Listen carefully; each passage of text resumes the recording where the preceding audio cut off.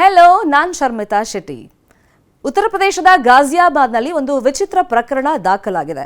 ದೈಹಿಕ ಶಿಕ್ಷಕನೊಬ್ಬ ತನ್ನ ಪತ್ನಿಗೆ ನೀನು ನೋರಾ ಫತೇಹಿ ತರ ಕಾಣಬೇಕು, ಹಾಗಾಗಿ ಡಯಟ್ ಮಾಡುವಂತ, ಸರಿಯಾಗಿ ಊಟ ತಿಂಡಿ ಕೊಡದೆ ಪ್ರತಿದಿನ ನೀನು 3 ರಿಂದ 4 ಗಂಟೆ ಫಿಸಿಕಲ್ ಎಕ್ಸಸೈಸ್ ಮಾಡಬೇಕು ಅಂತ ಟಾರ್ಚರ್ ಅನ್ನ ಮಾಡಿದ್ದಾನಂತೆ. ಅಷ್ಟೇ ಅಲ್ಲ, ನೀನು ನೋರಾ ಫತೇಹಿ ತರ ಆಗೋ ತನಕ ನಮ್ಮ ಮನೆಗೂ ಬರಬೇಡ ಅಂತೇಳಿ ಆಕೆ ತವರು ಮನೆಗೆ ಹೋಗಿ ಗಂಡನ ಮನೆಗೆ ವಾಪಸ್ ಬಂದಾಗ ಗಂಡ ಜೊತೆಗೆ ಅವನ ಮನೆಯವರು ಕಿರುಕುಳ ಕೊಟ್ಟಿದ್ದಾರೆ ಅಂತೇಳಿ ಗಂಭೀರ ಆರೋಪವನ್ನ ಮಾಡಿ ಆಕೆ ಪೊಲೀಸ್ ಸ್ಟೇಷನ್ ಅಲ್ಲಿ ಕಂಪ್ಲೇಂಟ್ ಅನ್ನ ಕೊಟ್ಟಿದ್ದಾಳೆ.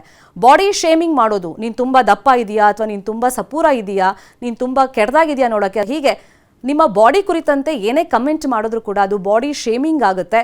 ಇದಕ್ಕೆ ಕಾನೂನು ರೀತಿಯಲ್ಲಿ ಕ್ರಮಗಳೂ ಕೂಡ ಇದೆ. ಈಗ ಆಕೆ ಕೊಟ್ಟಿರುವಂತಹ ಕಂಪ್ಲೇಂಟ್ ಆಧಾರದ ಮೇಲೆ ಸಿಕ್ಕಾಪಟ್ಟೆ ಚರ್ಚೆಗಳು ಕೂಡ ಆಗ್ತಾ ಇದೆ. ಕಳೆದ ಮಾರ್ಚ್ನಲ್ಲಿ ಮದುವೆ ಆಗಿತ್ತು, ಜುಲೈ ನಂತರ ಗಂಡನ ಮನೆಯವರು ಆಕೆನ ಸೇರಿಸ್ತಾ ಇಲ್ವಂತೆ.